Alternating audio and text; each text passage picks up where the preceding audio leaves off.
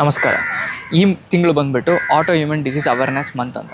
So ಈ ತಿಂಗಳಲ್ಲಿ auto immune disease ಬಗ್ಗೆ ಅವೇರ್ನೆಸ್ ತಿಳ್ಕೊಳ್ಬೇಕು. ಅದಕ್ಕೋಸ್ಕರ ನಮ್ಮ ಪಬ್ಲಿಕ್ಕಿಗೆ, ನಮ್ಮ ಜನರಿಗೆ ಈ ಆಟೋ ಇಮ್ಯೂನ್ ಡಿಸೀಸ್ ಅಂದರೆ ಏನು, ಅದರ ರೋಗ ಲಕ್ಷಣಗಳೇನು, ಅದ್ರ ಬಗ್ಗೆ ಏನಾದರೂ ಗೊತ್ತಿದೆಯಾ ಕೇಳ್ಕೊಳೋಣ ಅಂತ. ಮ್ಯಾಮ್, ನಿಮಗೆ ಆಟೋ ಇಮ್ಯೂನ್ ಡಿಸೀಸ್ ಬಗ್ಗೆ ಏನಾದರೂ ಗೊತ್ತು? ಏನು ಹಾಗಂದ್ರೆ ನನಗೆ ಗೊತ್ತಿಲ್ಲ. ನಾನು ಮೊದಲು ಮೊಣಕಾಲು ನೋವು ಅಂತಾನೆ. ಹಾಂ, ಅದೇ ಮೊಣಕಾಲು ನೋವು ಬಂದರೆ ಅದು ಮೊಣಕಾಲು ನೋವು ಅಂತಲೇ ಬಿಡೋ ತಪ್ಪು. ಅದನ್ನು ತೋರಿಸ್ಬೇಕು. ಲೈಕ್ ಅದು ನಮ್ಮ ಒಂದೊಂದು ಸಲ ಏನಾಗುತ್ತೆ ಅಂದರೆ ಆಟೋಮೆಟಿಕ್ಸಲ್ಲಿ ನಮ್ಮ ಓನ್ ಬಾಡಿ ಸೆಲ್ಸ್ಗಳು ನಮ್ಮನ್ನೇ ಹಾಳು ಮಾಡೋಕ್ಕೆ ಸ್ಟಾರ್ಟ್ ಮಾಡುತ್ತೆ. ಅದು ರೋಗ ಬರೋಕ್ಕೆ ಸ್ಟಾರ್ಟ್ ಮಾಡುತ್ತೆ. ಈ ಆಟೋಮೆಟಿಕ್ಸಲ್ಲಿ ಯಾವ್ದಾದ್ರು ಒಂದು ಆಟೋಮೆಟಿಕ್ಸ್ ನಿಮ್ಗೆ ಗೊತ್ತಾ? ಅರ್ಥೈಟಿಸ್ ಅಂತ ಹೇಳ್ತಾರೆ. ಅದೇ ಹಾಂ, ಗುಡ್ ಮ್ಯಾಮ್. ಅರ್ಥೈಟಿಸ್ ಅನ್ನೋದು ಆಟೋಮೆಟಿಕ್ಸ್. ಸರಿ. ಅದರಿಂದ ಎಲ್ಲ ಕೈ ಕಾಲುಗಳೆಲ್ಲ ಬೆರಳುಗಳೆಲ್ಲನೂ ಸೊಟ್ಟ ಪಟ್ಟ ಆಗೋದು, ಅದು ಸರಿಯಾಗಿ ಕೆಲಸ ಜುಮ್ ಹಿಡಿಯೋದು, ಆಮೇಲೆ ಏನು ಎತ್ತಕ್ಕಾಗದೆ ಇರೋದು, ಶಕ್ತಿ ಇಲ್ಲದೆ ಇರೋದಂತ, ಆಮೇಲೆ ಮೊಣಕಾಲುಗಳಲ್ಲೆಲ್ಲ ಕಟ ಅಂತ ಸದ್ದು ಬರೋದು, ಇದೆಲ್ಲನೂ ಆಗುತ್ತೆ ಅನಿಸುತ್ತೆ. ತುಂಬ ಒಳ್ಳೆ. ನಿಮಗೆ ಅಟ್ಲೀಸ್ಟ್ ಅದ್ರ ಬಗ್ಗೆ ಗೊತ್ತಿದೆ ಏನಾದರೂ? ಹೌದು ಮ್ಯಾಮ್. ಆಮೇಲೆ ಈ ಆಟೋಮೆಟಿಕ್ಸಲ್ಲಿ ಜಸ್ಟ್ ಬರೀ 1-2 ಅಲ್ಲ ಮ್ಯಾಮ್, 80ರಿಂದ 100 ಆಟೋಮೆಟಿಕ್ಸ್ ಇದೆ ಅದರಲ್ಲಿ. ಒಂದೊಂದು ಥರ. ಇವಾಗ ನಮಗೆ ರ್ಯಾಷಸ್ ಅನ್ನೋದು ಬರುತ್ತೆ. ಈಗ ರ್ಯಾಷಸ್ ಬಂದಾಗ ನಾವೇನು ಅನ್ಕೊತೀವಿ, ಅವ್ರು ರ್ಯಾಷಸ್ ಅಂತ ಬಿಟ್ಬಿಡ್ತೀವಿ. ಬಟ್ ಅದಲ್ಲ, ಅದರಿಂದ ನಮ್ಗೆ ಏನಾದರೂ ಮುಂದೆ ಆಟೋಮೆಟಿಕ್ಸ್ ಬರೋ ಚಾನ್ಸಸ್ಸು ಜಾಸ್ತಿ ಇರುತ್ತೆ. ಆಮೇಲೆ ಮ್ಯಾಮ್, ನೀವು ಈಗ ಮೊಣ್ಕೈ ನೋವು ಯಾರಿಗಾರು ಬರ್ತಿದೆ, ನಮ್ಮ ಮೊಣ್ಕೈ ನೋವು ಬಂದುಬಿಟ್ಟು ಇದಾಗ್ತಿದೆ ಅಂತ ಸುಮ್ಮನೆ ಬಿಡೋಕೆ ಹೋಗಬೇಡಿ. ಸೊ ಟ್ರೈ ಟು ಅಪ್ರೋಚ್, ಯಾರು ಒಬ್ಬ ಡಾಕ್ಟರ್ನ ಅಪ್ರೋಚ್ ಮಾಡಬೇಕು. ಬೆನ್ನೋವಿದೆ, ಮೊನ್ನೆ ತೋರಿಸಿ ಇದು ತಗೊಂಡಿರ್ತಾರೆ, ತಗೊಂಡಿದ್ದೀವಿ. ಸ್ವಲ್ಪ ಪರವಾಗಿಲ್ಲ. ಇನ್ನೂ ಒಂದ್ಸಲ ಜುಮ್ ಅಂತದೆ, ಕೈ ಸ್ವಲ್ಪ ಜುಮ್ ಅಂತದೆ. ಅದಕ್ಕೆ ಅದೇನೋ ಎಕ್ಸಸೈಸ್ ಮಾಡಿ ಸರೋಗುತ್ತೆ ಅಂತ ಹೇಳಿದ್ದಾರೆ. ತುಂಬ ಒಳ್ಳೆಯದು ಮ್ಯಾಮ್. ಹಾಂ, ಹೇಳಿ. ಈ ಥರ ಪ್ರಾಬ್ಲಮ್ ಇದ್ದಾಗ ಯಾವ ಡಾಕ್ಟ್ರಿಗೆ ಹೋಗಬೇಕು? ಆರ್ಥೋಪೆಡಿಕ್ಸಾ, ನ್ಯೂರೋ ಸರ್ಜನ, ಯಾರ ಹತ್ರ ಹೋಗಬೇಕು ಅನ್ನೋದು ಹೇಳಬೇಕು ನೀವು. ತುಂಬ ಒಳ್ಳೆ ಕ್ವಶನ್ ಮ್ಯಾಮ್ ಇದು.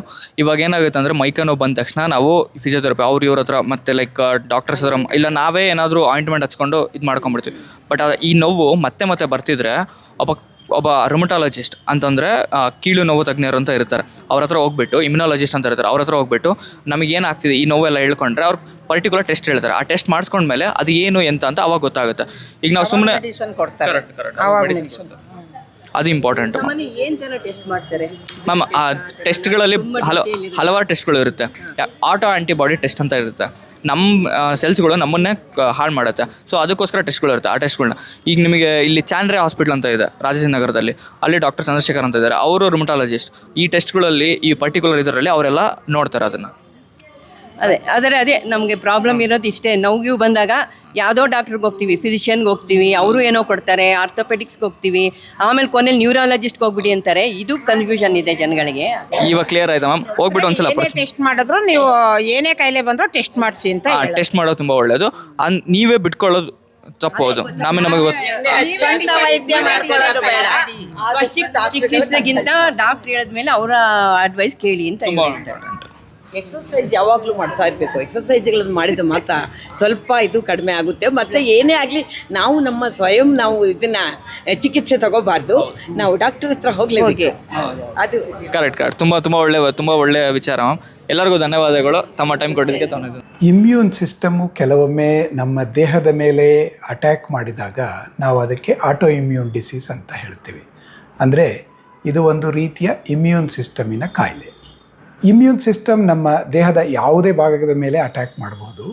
ಸಾಮಾನ್ಯವಾಗಿ ಥೈರಾಯ್ಡ್ ಅಂತ ಏನು ನಾವು ಕೇಳ್ತೀವಲ್ಲ, ಥೈರಾಯ್ಡ್ ಕೆಲಸ ಕಡಿಮೆ ಮಾಡ್ತಾಯಿತ್ತು, ಥೈರಾಯ್ಡ್ ಜಾಸ್ತಿ ಕೆಲಸ ಮಾಡ್ತಿತ್ತು, ಅದು ಕೂಡ ಒಂಥರದ ಆಟೋ ಇಮ್ಯೂನ್ ಕಾಯಿಲೆನೇ. ಬಾಡಿ ಇಮ್ಯೂನ್ ಸಿಸ್ಟಮ್ ಆ ಥೈರಾಯ್ಡ್ ಮೇಲೆ ಹಮಲ ಮಾಡುವಾಗ, ಅಂದರೆ ಆ ಥೈರಾಯ್ಡ್ ಮೇಲೆ ಆ್ಯಂಟಿಬಾಡೀಸ್ ಪ್ರೊಡ್ಯೂಸ್ ಮಾಡಿ ಅದನ್ನು ಡ್ಯಾಮೇಜ್ ಮಾಡಿದಾಗ ಹೈಪೋಥೈರಾಯ್ಡ್ ಆಗುತ್ತೆ.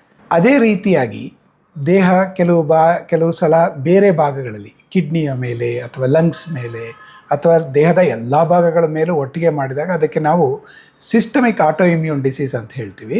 ಅದರಲ್ಲಿ ಸಾಮಾನ್ಯವಾಗಿ SLE ಅಥವಾ ರುಮಟಾಯ್ಡ್ ಆರ್ಥ್ರೈಟಿಸ್ ಅಥವಾ ರುಮಟಾಯ್ಡ್ ಸಂಧಿವಾತ, ಸಾಕಷ್ಟು ಬೇರೆ ರೀತಿಯ ಆಟೋ ಇಮ್ಯೂನ್ ಕಾಯಿಲೆಗಳು ಥೈರಾಯ್ಡನ್ನೇ ಬಿಟ್ಟು ಎಲ್ಲ ಜಾಗಗಳಲ್ಲೂ ಅಥವಾ ಯಾವುದೇ ಜಾಗಕ್ಕಾದರೂ ಅದು ಡ್ಯಾಮೇಜ್ ಮಾಡತಕ್ಕಂತಹ ಒಂದು ಚಾನ್ಸ್ ಇದೆ.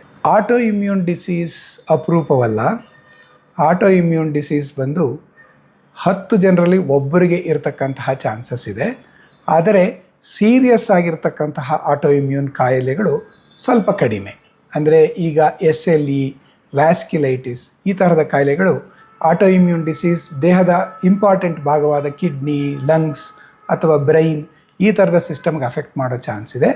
ಆ ಕಾಯಿಲೆಗಳು ಬಂದು ಅದೃಷ್ಟವಂತ 1ರಲ್ಲಿ 10,000ದಲ್ಲಿ ಒಬ್ಬರಿಗೋ ಇಬ್ಬರಿಗೋ ಆ ಥರ ಬರುತ್ತೆ. ಆದರೆ ಈ ಥೈರಾಯ್ಡು ಮತ್ತು ಸಣ್ಣ ಪುಟ್ಟ ಈ ಚರ್ಮದ ಆಟೋ ಇಮ್ಯೂನ್ ಕಾಯಿಲೆ ಎಲ್ಲ ಸೇರಿಕೊಂಡ್ರೆ 10 ಜನರಲ್ಲಿ ಒಬ್ಬರಿಗಾದರೂ ಆಟೋ ಇಮ್ಯೂನ್ ಕಾಯಿಲೆ ಇರತಕ್ಕಂತಹ ಚಾನ್ಸಸ್ ಇದೆ. ಆಟೋ ಇಮ್ಯೂನ್ ಕಾಯಿಲೆಗಳಿಗೆ ಟ್ರೀಟ್ಮೆಂಟ್ ಇದೆ. ಅಂದರೆ ಅದಕ್ಕೆ ಸರಿಯಾದ ಟ್ರೀಟ್ಮೆಂಟು ಸರಿಯಾದ ಟೈಮಿನಲ್ಲಿ ತಗೊಳ್ಳಬೇಕು. ಮತ್ತು ಎಲ್ಲ ಕಾಯಿಲೆಗೂ ಒಂದೇ ತರಹದ ಟ್ರೀಟ್ಮೆಂಟ್ ಇಲ್ಲ. ಈಗ ಥೈರಾಯ್ಡಿನ ಕಾಯಿಲೆಯಲ್ಲಿ ಥೈರಾಯ್ಡ್ ಭಾಗವನ್ನು ಕೆಲವು ಸಲ ಡ್ಯಾಮೇಜ್ ಆಗಲಿಕ್ಕೆ ಬಿಟ್ಟು ಥೈರಾಯ್ಡನ್ನ ರೀಪ್ಲೇಸ್ ಮಾಡಲಿಕ್ಕೆ ಶುರು ಮಾಡ್ತೇವೆ.